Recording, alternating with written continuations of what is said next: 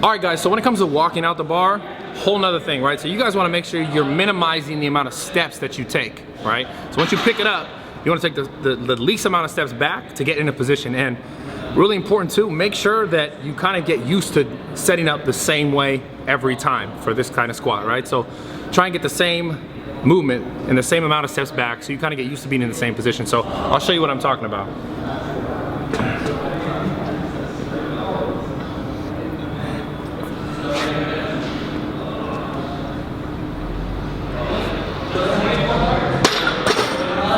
Right, so the weight for me is a little light, so it's easy for me to take bigger steps. But something you guys really want to avoid, when the weight gets heavier, I see a lot of people will grab the weight like this. They'll grab the weight and they'll do one of these. Right? You're putting yourself in a position where you could potentially hurt yourself.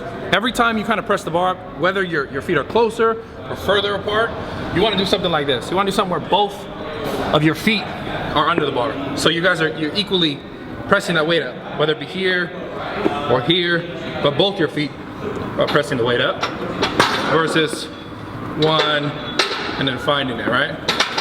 So it'll be even, straight up, walk back, right? So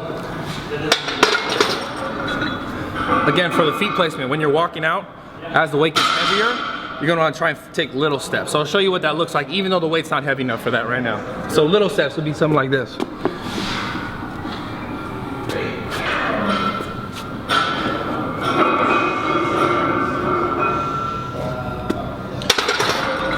So that's when the weight is heavier, because you want to reduce the amount of time that your feet are off the ground, because the weight's going to be heavier and you have more likely a chance to mess up, right? So you want to keep the time small in between steps, almost like shuffles.